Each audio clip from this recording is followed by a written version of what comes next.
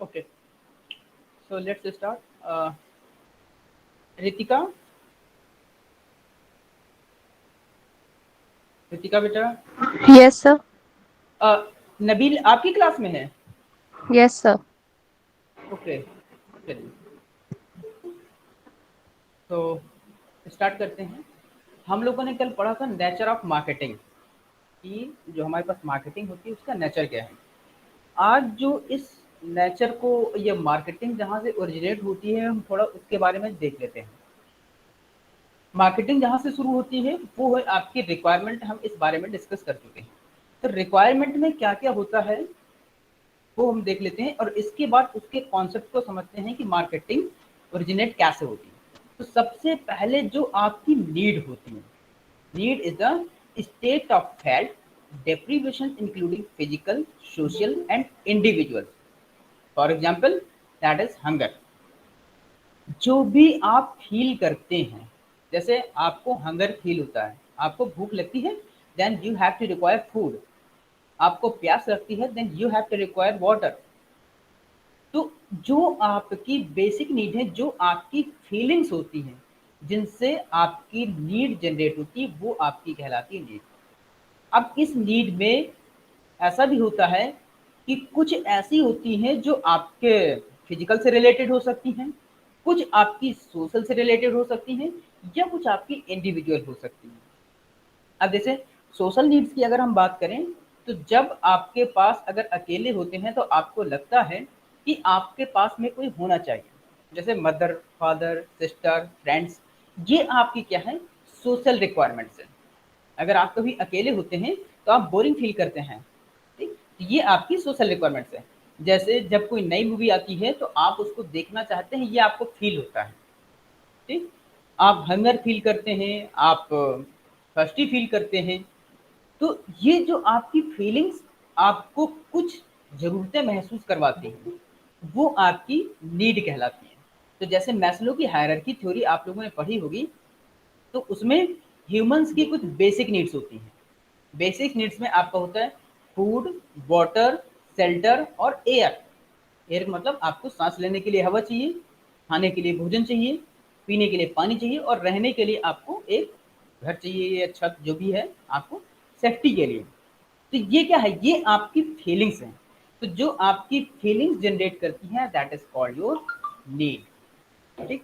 इसके बाद बात करते हैं वांट्स। वांट्स क्या होती हैं? Form that a human need takes as a shaped by culture and individual personality. क्या है कि जिस एनवायरनमेंट, जिस सोसाइटी में आप रहते हैं, तो उसके अकॉर्डिंग आपकी जरूरतें बदल जाती हैं, वो चेंज हो जाती हैं। जैसे अगर आप जंगल में रहते हैं, if you are live in a jungle or forest, and there is nothing for your hunger, अब वहाँ खाने के लिए आपको कुछ नहीं है, तो आपको वहाँ पर क्या होगा कि जो फ्रूट्स मिलेंगे या जो पत्ते मिलेंगे आप उनको खा करके अपनी हंगर को सेटिस्फाई कर सकते हैं। But if you are living in society, अब अगर आप सोसाइटी में रहते हैं तो आपको लिए फिर खाने के लिए क्या चाहिए? दाल, चावल, सब्जी, रोटी, मीट, फिश, एक करी, मिल्क, ये सारे क्या है आपके सोसाइटल नीड्स हैं। तो जैसे ही आप किसी दूसरे एनवायरनमेंट या कल्चर या उसमें होते हैं सोसाइटी में, तो आपकी नीड्स बदल जाती हैं। तो जो ये बदल जाती हैं, जो नीड्स शेप्ड ले लेती हैं, वो कहती हैं आपकी वांट्स। जैसे आपको अगर भूख लगी है तो भूख आपको सिंपली रोटी खा करके भी शांत हो सकती है, या अगर आप सोसाइटी में हैं, कहीं होटल में हैं, तो फिर आप वहां पर दाल पनीर भी खा सकते हैं। आपकी जो हंगर है that can be also satisfied by only chapatis.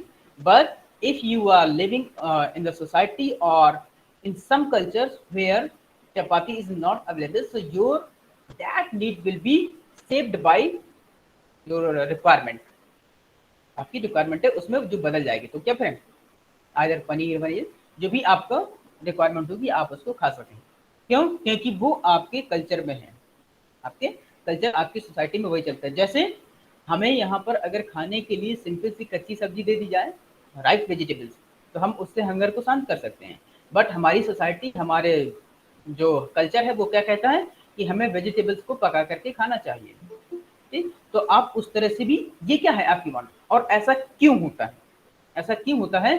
क्योंकि आपको जो सोसाइटी में आपको ये बताया गया है कि इससे टेस्ट इसका बढ़ जाएगा, इसको आपको अच्छा लगेगा, ये होगा, ये हेल्दी होगा, ये इस तरह से आपकी क्या है उसमें सोचने समझने की क्षमता की वजह से आपकी वो और उसके शेप बदल जाता है जो आपकी नीड्स होती हैं। जैसे जो बेसिक नीड्स होती हैं, अगर पुराने समय में देखा जाए, जब हम लोगों के पास ज़्यादा कुछ नहीं था, तो जितनी हमारी बेसिक रिक्वायरमेंट थी वही होती थी। क्या? फूड, वाटर, शेल्टर और आपका एयर, जब यही होती थी उसमें काम चल जाता था। लेकिन जैसे जैसे कल्चर बदलता चला गया, आप जिस कल्चर सोसाइटी में रहते चले गए, आपकी वो नीड भी शेप लेती बदलती चली गई। So these are called your wants. ठीक, अब ये जो वांट्स होती हैं आपकी सोसाइटी, कल्चर या इंडिविजुअल पर्सनालिटी के आधार पर अलग अलग हो सकती हैं। ठीक, जैसे सिंपली तौर पर देखा जाए कि अगर दो पर्सन हैं, दोनों अलग अलग कल्चर सोसाइटी के हैं, दोनों को भूख लगी है, दोनों को भूख लगी है, या इंडिविजुअल पर्सनालिटी के तौर पर देखें कि दो स्टूडेंट हैं हमारे पास दो स्टूडेंट हैं। कौन? एक मान लीजिए प्रिया हो गई और एक मान लीजिए आपका अनमोल हो गया। ठीक, अब दो स्टूडेंट को हंगर भूख लगी, लेकिन दोनों को क्या है रिक्वायरमेंट अलग है। हो सकता है कि जो अनमोल है वो नॉनवेज खाना चाहते हो और जो प्रिया हो वो वेजिटेरियन खाना चाहती है। तो दिस इज देयर वांट, ये उनकी वांट है। ठीक, बल्कि ये उनकी हंगर को शांत करने का, दूसरे दोनों अगर सेम चीज खा लेंगे तब भी वो हंगर को शांत कर सकते हैं। But since the personality of both is different, so there want need become in different shapes, उनकी अलग अलग शेप में बदल जाते हैं। Now, what is demand? Demand wants backed by buying power, that is money. Demand आपकी ये है कि जो आपके पास परचेजिंग पावर होती है उसके जरिए आप उसको फुलफिल कर सकते हैं, वो डिमांड होती है। जैसे हंगर थी, आपको रोटी सब्जी चावल मिला, लेकिन अब सिंस यू हैव मनी, अब चूंकि आपके पास मनी है तो आप क्या कर सकते हैं, you can eat in either 5-star hotel or a good restaurant, or you can select your food items according to your buying power। जैसे आप देखिए सिंपल सा, आपकी बेसिक जो नीड थी वो आपकी खाना थी, और खाना वो कुछ भी हो जिसमें आपकी हंगर शांत हो जाती है। लेकिन जब जैसी सोसाइटी कल्चर में रहते हैं आपकी वांट्स वैसी, नीड जो है वैसी बन जाती है। लेकिन अब अगर उसी सोसाइटी कल्चर में आपके पास बाइंग पावर, आपके पास खरीदने की क्षमता है, आप पे करने के लिए रेडी हैं, तो आप कुछ भी डिमांड कर सकते हैं। जैसे अब आपको दाल रोटी नहीं खाना, क्यों? क्योंकि आपकी जेब में पैसा है, आपकी जेब में पैसा है, then you will go for pizza. या any other precious food items. फिर आइसक्रीम भी खाएंगे, फिर उसके साथ 5 स्टार होटल में खाएंगे, फिर एसी में बैठ करके खाएंगे। ये सब क्या है, ये आपकी डिमांड है। क्यों? क्योंकि you have buying power, your human wants back by buying power. जो आपकी वांट्स हैं, आपकी वांट्स क्या थी? सिंपल दाल चावल रोटी। लेकिन since you are able to pay, so you can demand for another things rather than simple pulse और चपाती। इसकी जगह आप दूसरा भी कर सकते हैं। तो ये आपका क्या है, मेन बेसिक कॉन्सेप्ट है किसी भी मार्केटिंग या मार्केटर ऑर्गेनाइजेशन के लिए। मतलब कि आपका जो मार्केटर है यही 3 चीज देखता है। आपकी रिक्वायरमेंट क्या है, आप किस कल्चर सोसाइटी में रहते हैं, और आपके पास पैसा कितना है। जब हम पीछे इस बारे में बात कर रहे थे तो हमने प्रोडक्ट, प्राइस, प्लेस और प्रमोशन, ये 4 पीस के बारे में हमने बात किया था। हमने 4 पीस के बारे में बात किया था। तो 4 पीस कहाँ से, आपकी जो पर्सन की रिक्वायरमेंट होती है वहां से आपकी चालू हो जाती है। तो अब बात करते हैं इसके आगे। इसको हमने नेचर ऑलरेडी डिस्कस कर लिया है, हम इसके स्कोप की बात करते हैं कि what is the scope of marketing. Now marketing has a very wide scope. It covers all the activities from conception of ideas to realization of profits. Some of them as discussed below. Some of them as discussed below. Marketing कहाँ से शुरू होती है? जहाँ से आपका idea start होता है। जैसे ही आपके मन में कुछ भी रिक्वायरमेंट की स्टार्टिंग होती है, आपके साथ आइडिया आता है दिमाग में, वहीं से आपकी मार्केटिंग स्टार्ट हो जाती है। So it covers all the activities from conception of idea to realization. मतलब कि जैसे ही आपके दिमाग में कोई आइडिया आता है, उसकी शुरुआत से ही मार्केटिंग एक्टिविटी चालू हो जाती है। क्यों? क्योंकि जैसे ही आपकी रिक्वायरमेंट आई, तो रिक्वायरमेंट आने से क्या होगा कि आपको उसको फुलफिल करना पड़ेगा। मतलब कि जो नीड या वांट है, आप उसको सेटिस्फाइड करना चाहेंगे। तो उसके लिए फिर क्या है, उसके लिए आप दूसरों के पास देखें कहाँ से आपको वो चीज़ मिल सकती है, कैसे आप उसको ले सकते हैं, कैसे अपनी उस रिक्वायरमेंट को सेटिस्फाई कर सकते हैं। तो you will go for purchase there और take that particular your requirement. आप उस रिक्वायरमेंट को लेने की कोशिश करते हैं। ठीक। तो अब देखिए इसके कुछ स्कोप हैं, उनमें से हम थोड़ा नीचे दिए हुए हैं उसको डिस्कस कर लेते हैं। First, study of consumer wants and needs. जो कंज्यूमर की वांट्स और नीड्स है उसकी स्टडी करने में। Goods are produce to satisfy consumer wants, therefore study is done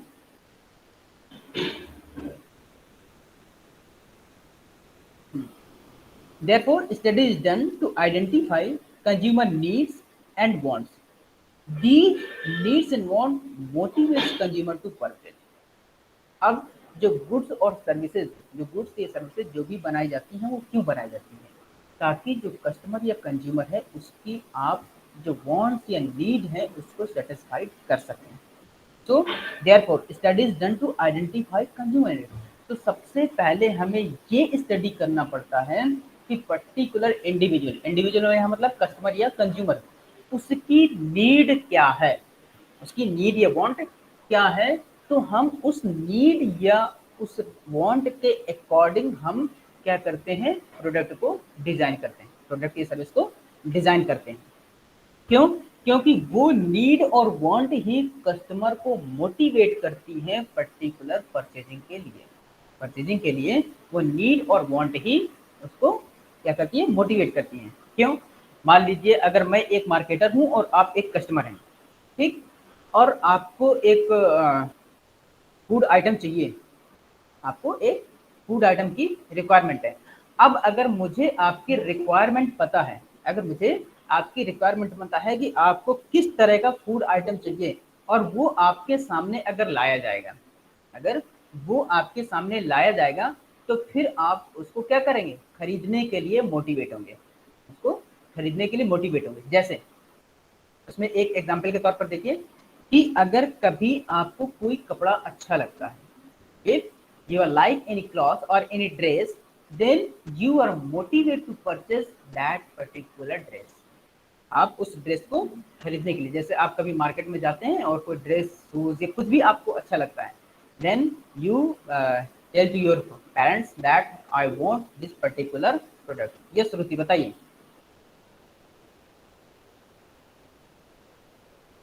Shruti, do you want to ask something? चलिए, तो ये क्या है, हम इसमें से जो गुड्स या सर्विसेज जो प्रोड्यूस होते हैं वो कस्टमर की नीड या वांट के अकॉर्डिंग होते हैं, जो उनकी नीड या वांट को सेटिस्फाई कर सकें। Now second one is study of consumer behaviour. Study of consumer behavior means marketers perform study of consumer behavior. Analysis of buyer behavior helps marketer in market segmentation and targeting.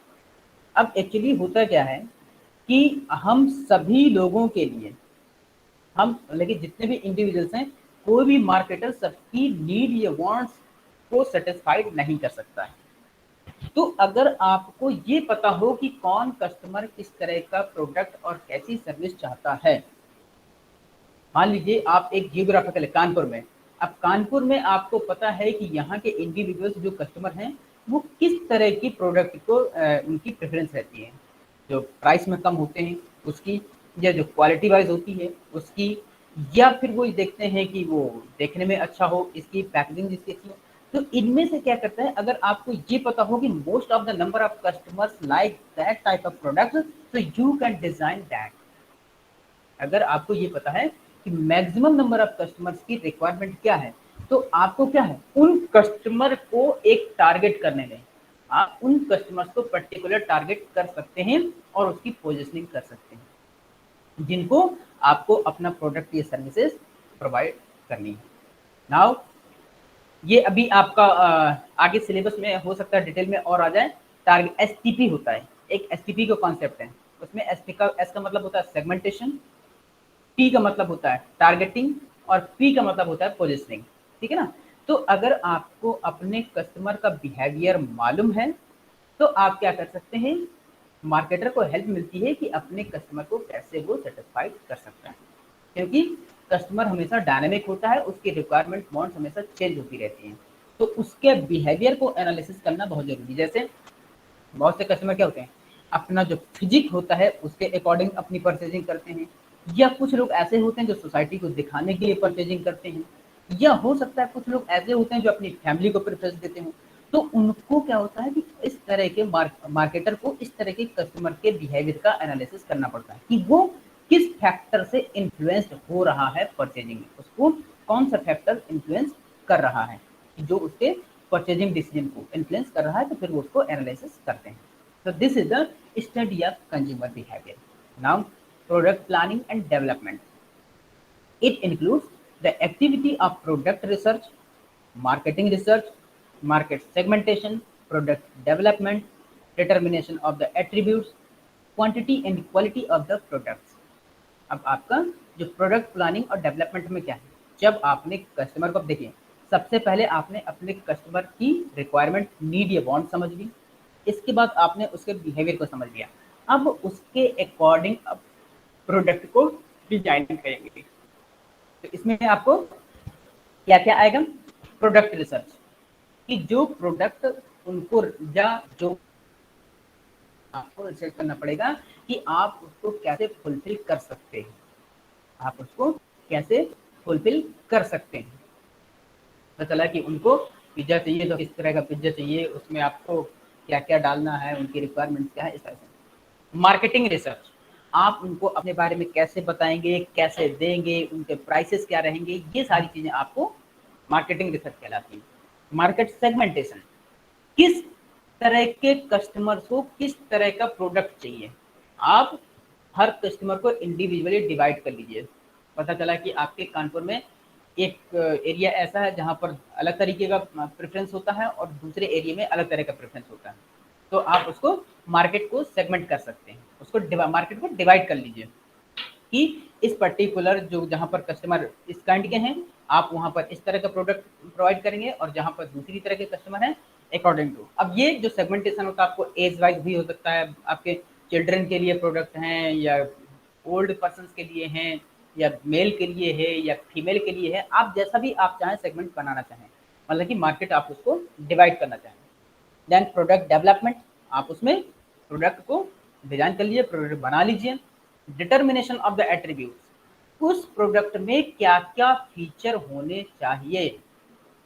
Product में feature का मतलब कि जो customer के requirement थी क्या वो सभी फीचर उसमें हैं, कस्टमर की रिक्वायरमेंट के अकॉर्डिंग। एट्रीब्यूट्स का मतलब होता है बंडल ऑफ यूटिलिटीज, मतलब कि जो हमें जो प्रोडक्ट देते हैं, प्रोडक्ट की डेफिनेशन क्या होती है, तो प्रोडक्ट और goods are a utility of bundle, bundle of utility. जो प्रोडक्ट या गुड्स होता है वो बंडल ऑफ यूटिलिटी होता है। उसमें क्या होता है कि जो जैसी रिक्वायरमेंट होती है उसमें ऐसे फीचर डाले जाते हैं कि उस रिक्वायरमेंट को वो सेटिस्फाई कर पाए। ठीक। So now after developing, when we will develop the product, so we will determine by the attributes, okay, features. Now quantity and quality of the product, अब कितनी क्वांटिटी उसको रखनी है, किस प्राइस पर रखनी है। जैसे आपको सोप लेना है, बिस्किट लेना है, तो 5 रुपए में आपको कितना, 50 ग्राम, 40 ग्राम, 100 ग्राम, ऐसा जो भी आपको रखना है आप उसको क्वालिटी और क्वांटिटी डिसाइड कर सकते हैं। ठीक है, मतलब ये है कि आपने जो उसमें कस्टमर को किस तरह का फीचर जो दे रहे हैं, क्या वो उसको सेटिस्फाई कर रहा है, वो क्वालिटी प्रोडक्ट है। क्वांटिटी कितनी देनी है, क्योंकि जैसे हमारे यहाँ कस्टमर क्या है, अभी हमने बताया कि कस्टमर किसी को क्वालिटी चाहिए, किसी को क्वांटिटी चाहिए, किसी को चीपर चाहिए, तो आपने जैसा प्रोडक्ट बनाया है उसके हिसाब से आप उसको सेटिस्फाई कर सकते हैं। Now the next one is branding. Branding क्या होती है? Branding a product is adopted by many reputed enterprises to make their products popular among their customers and for many other benefits. Marketing manager has to take decision regarding the branding policy, procedure and implementation programs. Brand बनने में काफ़ी time लगता है, branding के अपने अलग benefits होते हैं। तो किसी भी प्रोडक्ट की ब्रांडिंग के लिए जो ऑर्गेनाइजेशन या मार्केटर होते हैं काफ़ी मेहनत करते हैं। ब्रांड कब बनता है? ब्रांड का मतलब होता है आप उसको एक ऐसी पहचान देना चाहते हैं जो आपके कस्टमर्स के बीच में फेमस हो। Branding a product is adopted by many reputed enterprises to make their products popular among their customers. बहुत से जो रेप्यूटेड ब्रांड ऑर्गेनाइजेशंस होते हैं, जो रेप्यूटेड ऑर्गेनाइजेशंस होते हैं वो अपने प्रोडक्ट की ब्रांडिंग की पॉलिसी वाले को इस स्ट्रेटजी को अडॉप्ट करते हैं। इससे क्या होता है, बहुत से इसके बेनिफिट हैं। Marketing manager has to take decision regarding the branding policy. तो मार्केटिंग मैनेजर होता है कि ब्रांडिंग कैसे करनी है, कस्टमर को कैसे इन्फॉर्म करना है, अपनी इंफॉर्मेशन कस्टमर तक कैसे पहुंचानी है, और कस्टमर को हमें कैसे होल्ड करके रखना है, मेंटेन करके रखना है। ऐसा नहीं कि एक बार उसने प्रोडक्ट लिया और इसके बाद फिर दूसरी बार दूसरा प्रोडक्ट ले गया। आपको ब्रांडिंग तब बनेगी जब आपके maximum number of loyal customer हो। लॉयल कस्टमर का मतलब कि वो आपके प्रोडक्ट को ज़्यादा प्रेफर करें। तो आप इसके लिए क्या इम्प्लीमेंट करेंगे, कौन सी स्ट्रेटजी बनाएंगे, कौन सी पॉलिसी लगाएंगे कि जिससे कस्टमर आपको छोड़ करके ना जाए और अपने आपके ब्रांड बने और आपके ब्रांड की इमेज अच्छी हो। Now packaging. Packaging is to provide a container or wrapper to the product for safety, attraction and ease of use and transportation of the product. जो किसी प्रोडक्ट की पैकेजिंग होती है तो उसके लिए क्यों किया जाता है, वो इसलिए किया जाता है ताकि उस प्रोडक्ट की सेफ्टी बनी रहे, उस प्रोडक्ट की सेफ्टी बनी रहे। और साथ में ही उसकी पैकेजिंग, ये तो आप कंटेनर में करेंगे, ये तो रैपर में करेंगे, कागज़ या प्लास्टिक आप जैसा भी करना चाहें, टीन वगैरह जो भी आप इस्तेमाल करना चाहें, उसमें अपने प्रोडक्ट को आप पैक करते हैं। उसके कई रीज़न होते हैं ताकि आपका प्रोडक्ट सेफ रहे, साथ ही जो उसको देखने वाले हैं उनको वो अट्रैक्टिव लगे, वो उनको अट्रैक्टिव लगे। अगर वो देखने में अच्छा होगा तो लोग उसकी तरफ अट्रैक्ट होते हैं। और अगर आपको अपने प्रोडक्ट को एक जगह से दूसरी जगह ट्रांसफ़र करना है ट्रांसपोर्ट के ज़रिए या किसी और भी मीडियम से, तो उसकी सेफ्टी बनी रहे और उसको कैरी करने में आसान, क्योंकि अगर पैकेजिंग होगी तो उसको कैरी करने में आसान होगा। सो वो लड़का फिर आया कल वाला, जो स्कूल ऑफ कौन सा था नया स्कूल, ऑनलाइन वाला कोई स्कूल था, तब मार्केट सेटिंग से आया, वो आया है फिर तो क्या एडमिशन खुद ले सकते हैं? हाँ ले सकते हैं, तो कोई गवर्नमेंट का रूल है। हाँ ले सकते हैं।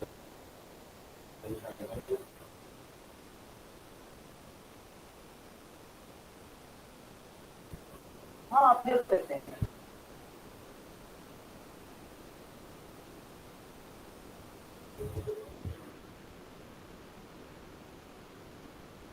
तो पैकेजिंग जो है आपकी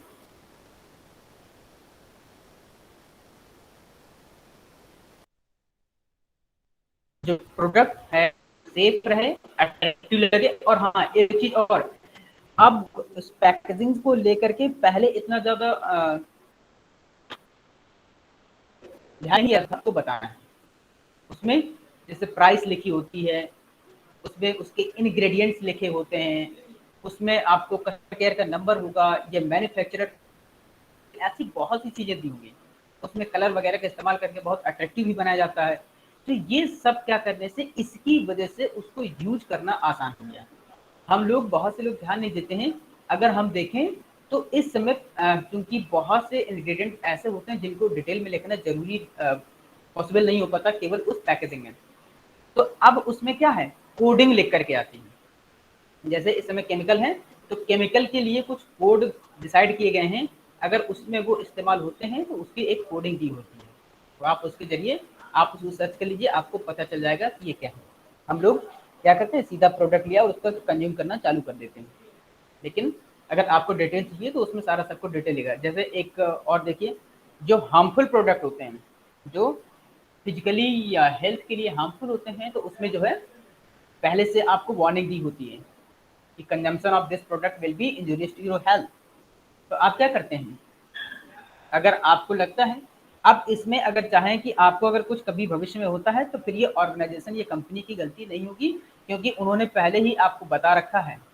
जैसे सिगरेट वगैरह होता है, अल्कोहल वगैरह होता है ना, उनकी पैकेजिंग में लिखा होता है ये कि consumption of this product is harmful, लेकिन फिर भी अगर लोग करते हैं तो फिर वो अपनी रिस्पॉन्सिबिलिटी पर करते हैं। तो ऐसे बहुत से रूल और पॉलिसीज बन गई हैं जो पैकेजिंग में इन्वॉल्व हो गई हैं। पहले ऐसा कुछ नहीं था, लेकिन अब धीरे धीरे जैसे जैसे मार्केट बढ़ता जा रहा है, ये सब सारे रूल्स आ रहे हैं। ठीक। Now the next one is channel of distribution. अब आपका जो अगर प्रोडक्ट बन गया है, तो अब उसको आपको डिस्ट्रीब्यूट करने का मतलब है कि आपको एंड कस्टमर तक पहुंचाना है, आपको अपने एंड कस्टमर तक पहुंचाना है। तो एंड कस्टमर तक पहुंचाने के लिए आपके पास कई चैनल होते हैं। क्या चैनल? सबसे पहला, या तो जो मैन्युफैक्चरर है वो डायरेक्ट कस्टमर को दे, ये करे, या फिर जो मैन्युफैक्चरर है वो होलसेलर को दे। ठीक। या फिर इसके बाद एक हो रहा है कि पहले मैन्युफैक्चरर हो, फिर होलसेलर हो, फिर डीलर हो, डीलर के थ्रू जाए। या फिर हो सकता है कि मैन्युफैक्चरर हो, होलसेलर हो, डीलर हो, फिर रिटेल स्टोर हो, फिर उसके बाद कस्टमर तक पहुंचे। तो ये क्या है, ये डिफरेंट डिफरेंट चैनल्स हैं अपने प्रोडक्ट को एंड यूजर तक पहुंचाने के लिए। So decision regarding selection of most appropriate channel of distribution like wholesaling, distribution and retailing is taken by the marketing manager and sales manager. यहाँ पर क्या है, तो ये जो मार्केटिंग मैनेजर होगा वो डिसीजन लेगा कि कैसे अपने प्रोडक्ट को एंड यूजर तक उसको पहुंचाना है, चाहे होलसेलिंग से पहुंचाना हो, चाहे डिस्ट्रीब्यूशन से पहुंचाना हो, रिटेलिंग से पहुंचाना हो, डीलरशिप से पहुंचाना हो, जो भी चैनल उसको अपना सही लगेगा। क्यों? क्योंकि उसमें जो कॉस्ट इन्वॉल्व होती है, तो उसमें उसके कॉस्ट को कम करना होता है। हम लोग कॉस्ट को हमेशा मिनिमाइज करते हैं जिससे हमारा प्रॉफिट मैक्सिमाइज हो। तो अब वो मैनेजर के ऊपर डिपेंड करता है कि वो कौन सा डिस्ट्रीब्यूशन चैनल अडॉप्ट करता है जिससे उसकी कॉस्ट कम हो। The next one is pricing policy. Marketer has to determine pricing policy for their products. Pricing policy differs from product to product, and it depends on the level of competition, product life cycle, marketing goals and objectives, etc. ये एक बहुत tough car होता है pricing रखना। Marketers को अपने product के लिए कौन सी प्राइसिंग पॉलिसी को अडॉप्ट करना है, ये डिसाइड करना होता है। और जो प्राइसिंग पॉलिसी होती है वो प्रोडक्ट टू प्रोडक्ट अलग अलग हो सकती है। अब जरूरी नहीं है कि एक ही जो ऑर्गेनाइजेशन है अगर वो दो तरह के प्रोडक्ट मैन्युफैक्चर कर रहा है तो दोनों की प्राइसिंग पॉलिसी सेम हो। वो सेम भी रख सकता है और अलग अलग भी कर सकता है, डिफर भी हो सकता है। ये किस पर डिपेंड करेगा? डिपेंड करेगा जो लेवल ऑफ कंपटीशन है मार्केट में, मतलब कि उस पर्टिकुलर प्रोडक्ट का मार्केट में क्या कंपटीशन है। उस प्रोडक्ट की लाइफ साइकिल कैसी है, उसके मार्केटिंग गोल्स क्या हैं, कंपनी के ऑब्जेक्टिव्स क्या हैं। ये बहुत से ऐसे फैक्टर्स हैं जो प्राइसिंग पॉलिसी में कंसीडर किए जाते हैं किसी भी प्रोडक्ट की प्राइसिंग को रखने के लिए। Sales management. Now selling is a part of marketing. कल हमने बताया था ना कि बहुत से लोगों का मानना ये मार्केटिंग का मतलब होता है कि अपने प्रोडक्ट को किसी भी तरह से सेल कर दो। सो सेलिंग ही मार्केटिंग नहीं होती, selling is a part of marketing. अभी हम इसमें थोड़ा और आगे पढ़ेंगे जब आगे आएगा difference between marketing and selling, और ये एग्जाम में क्वेश्चन पूछा जाता है। ठीक, so selling is a part of marketing. Marketing is concern about all the selling activities like customer identification, finding customer needs, persuading customer to buy products, customer service। अब देखिए selling activities में क्या हुआ, marketing is concern about selling activities. Marketing के अंदर selling और selling में क्या एक्टिविटीज होती हैं, कस्टमर को आइडेंटिफाई करना। जैसे आजकल जो आपके पास जो कॉल सेंटर से कॉल वगैरह आती हैं वो क्या होती हैं, लीड जनरेट करती हैं, जिसको बोलते हैं कस्टमर को आइडेंटिफाई करना। आपके पास फ़ोन आते हैं, मैसेज आते हैं, एडवर्टीजमेंट दिखाया जाता है, ये सब क्या है, ये कस्टमर को आइडेंटिफाई करना। फिर फाइंडिंग कस्टमर नीड्स, कस्टमर की रिक्वायरमेंट क्या है। फिर कस्टमर को परसुएड मतलब कि उसको मोटिवेट करना उस प्रोडक्ट को खरीदने के लिए, और इसके बाद हम कस्टमर को जो सर्विस प्रोवाइड करते हैं। ये सब पूरा क्या है, आपका सेल्स मैनेजमेंट है। ये आपका जो सेल्स मैनेजमेंट है उसका ये पार्ट काम होता है। Now promotion. Promotion includes personal selling, sales promotion and advertising. Right promotion mix is crucial in accomplishment of marketing goals। Promotion का मतलब होता है आपको अपने प्रोडक्ट को लोगों तक पहुंचाना या उसकी इंफॉर्मेशन को पहुंचाना। ठीक, तो ये आप कैसे कर सकते हैं, या तो आप पर्सनल सेलिंग करिए, डायरेक्ट सेलिंग करिए, सेल्स प्रमोशन। सेल्स प्रमोशन में बहुत सी एक्टिविटीज आती हैं, उसमें क्या करते हैं, सेल्स प्रमोशन के लिए आप कोई ऑफर रख सकते हैं, जैसे एक खरीदिए एक के साथ फ्री। या आप एक चीज़ और करते हैं, आपने कभी कभी देखा होगा न्यूज़पेपर में, कभी शैम्पू हुआ या कोई ऑयल हुआ या कोई ऐसा फूड आइटम हुआ, वो न्यूज़पेपर में पेस्ट होकर के आता है। वो क्या है, वो सेल्स प्रमोशन है, ताकि आप लोग उसको एक बार इस्तेमाल करें और उसको देखें, उसके बारे में जानें और उसको फिर दोबारा आप परचेज करें। ये है आपका सेल्स प्रमोशन।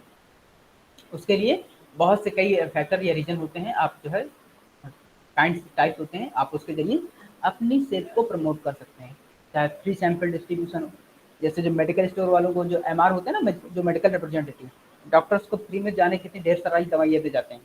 या फिर सेल्स प्रमोशन के तौर पर आप किसी को कुछ गिफ्ट दे सकते हैं जिससे वो अपनी आपकी कंपनी को प्रेफर करें। ये क्या है आपका सब sales promotion. Direct selling, personal selling में आपका होता है, जो सेल्समैन होता है वो जाता है कस्टमर के पास और अपने प्रोडक्ट के बारे में बताता है और उसको प्रोडक्ट को लेने के लिए मोटिवेट करता है। ठीक, तो ये हमारे सब सारे सारे कहलाते हैं। हाँ एक चीज़ है, अब एक चीज़ और होता है, एडवर्टाइजिंग में भी आप अपने प्रोडक्ट की इंफॉर्मेशन पहुंचाते हैं, लेकिन आपको किसका कॉम्बिनेशन किस तरह से रखना है। अगर अगर आपका एक बड़ा ऑर्गेनाइजेशन है तो आपको प्रमोशन मिक्स का मतलब होता है प्रमोशन की कई एक्टिविटीज होती हैं, उसमें आपको क्या क्या और किस लेवल पर रखना है ये डिपेंड करता है। ये क्या है कि किस तरह से आप प्रमोशन मिक्स मतलब कि प्रमोशनल एक्टिविटीज को रखें कि आपके जो मार्केटिंग गोल्स हैं वो फुलफिल्ड हो जाए। Now finance. Marketing is also concern about the finance, as for every marketing activity, be it packaging, advertising, sales force, budget is fixed and all the activities have to be completed within the limit of that budget। अब marketing क्या है, marketing में आपको finance को भी consider करना पड़ता है। मार्केटिंग में आपको फाइनेंस को भी कंसीडर करना पड़ता है। ऐसा क्यों, क्योंकि मार्केटिंग की हर एक्टिविटी के लिए आपको फाइनेंस की जरूरत पड़ती है। मार्केटिंग की हर एक्टिविटी के लिए आपको फाइनेंस की जरूरत पड़ती है। जैसे पैकेजिंग करनी है, जो पैकेजिंग मटेरियल आएगा उसके लिए आपको फाइनेंस की जरूरत पड़ेगी। एडवर्टीजमेंट करना है तो एडवर्टीजमेंट करवाएंगे तो उसके लिए आपको फाइनेंस की जरूरत पड़ेगी। सेल्स फोर्स बजट, जो सेल्स फोर्स, जैसे आपको सेल्समैन रखना है, पर्सनल सेलिंग करनी है, डायरेक्ट सेलिंग करनी है, उसके लिए भी आपको एक बजट बनाना पड़ेगा और उसके लिए फाइनेंस डिपार्टमेंट से उसको फिक्स करना है कि हमको इतना फाइनेंस चाहिए।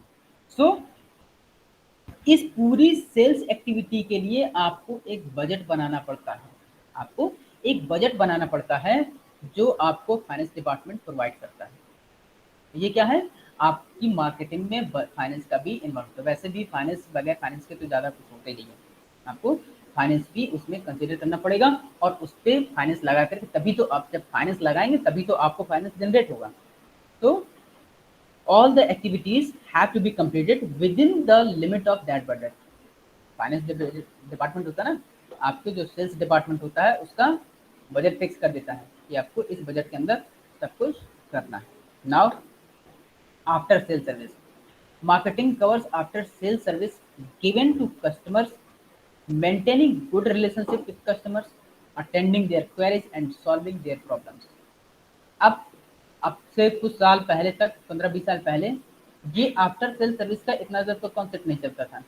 अब चूंकि हमने बताया कि जो ऑर्गेनाइजेशन मार्केटर्स होते हैं वो अपने लॉयल कस्टमर क्रिएट करना चाहते हैं।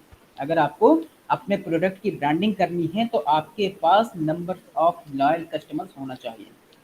सो उसके लिए ऑर्गेनाइजेशन क्या करते हैं, आफ्टर सेल सर्विस प्रोवाइड करते हैं। उसमें क्या हो सकता है कि अगर कस्टमर को कभी कोई प्रॉब्लम होती है तो आप उसकी प्रॉब्लम को सॉल्व कीजिए, या फिर आप उससे रेगुलर टच में रहिए, उससे पूछते रहिए कि आपने जो प्रोडक्ट लिया था वो कैसा था, उसे टाइम टू टाइम फीडबैक लेते रहिए, आपको कैसा अच्छा लगा, आपने स्टोर आए कैसा लगा, आपने प्रोडक्ट इस्तेमाल किया कैसा लगा, कितने दिन से प्रोडक्ट से, उनके साथ एक अच्छा रिलेशनशिप बना के रखना है। किसके साथ, कस्टमर्स के साथ, कस्टमर्स के साथ एक हेल्दी रिलेशनशिप बना के रखना है, जिससे कि अगर वो आपके पास प्रोडक्ट जैसे लेते हैं तो आप, जो वर्ड ऑफ माउथ एक प्रमोशन होता है, एक वर्ड ऑफ माउथ प्रमोशन होता है, जिससे वो दूसरे लोगों को भी आपके प्रोडक्ट के बारे में बताएं, वो दूसरे लोगों को भी आपके प्रोडक्ट के बारे में बताएंगे तो क्या होगा, आपका प्रमोशन होगा। तो एक इसी पर एक पूरा सब्जेक्ट चलता है, that is customer relationship management. Company कैसे उसको कस्टमर के साथ रिलेशन बना कर, पूरा एक सब्जेक्ट है सर, CRM, ठीक है ना। तो इसके बाद क्या होता है कि जैसे हमारे पास गारंटी वारंटी या प्रोडक्ट में दी जाती है ना, वो किस लिए दी जाती है, वो इसीलिए दी जाती है ताकि आप कस्टमर से टच में बने रहें और उनकी क्वेरी को सॉल्व करते रहें, जिससे कस्टमर आपके प्रोडक्ट को छोड़कर ना जाने पाए। तो ये क्या है, ये है आपका आफ्टर सेल सर्विस। तो this is your scope of marketing. तो अब हमने देखिए मार्केटिंग में हिस्ट्री पढ़ ली, मार्केटिंग की डेफिनेशंस पढ़ ली, उसका नेचर पढ़ लिया, नीड वांट डिमांड पढ़ लिया और स्कोप ऑफ मार्केटिंग हमने पढ़ लिया। अब यहाँ तक अगर किसी को कोई प्रॉब्लम हो तो क्वेरी कर सकते हैं, और साथ में ही मैसेज बॉक्स में सभी लोग अपना प्लीज नाम लिख दीजिए। जिन लोगों ने नहीं लिखा है वो लोग लिख दें और जिन लोगों ने लिख दिया है वो अपना रहने दें। अटेंडेंस आपकी इसी से काउंट होगी। सारे लोग सुन लीजिए, जिन लोगों ने अपना नाम नहीं लिखा है यहाँ पर अपना नाम लिख दीजिए।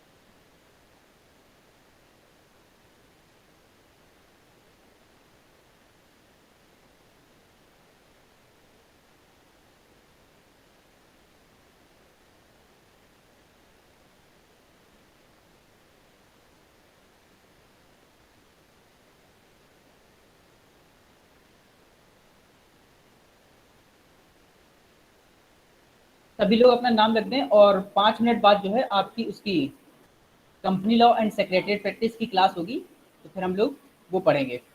उसका लिंक अभी मैं 5 मिनट बाद सेंड कर रहा हूँ। तो thank you to all of you.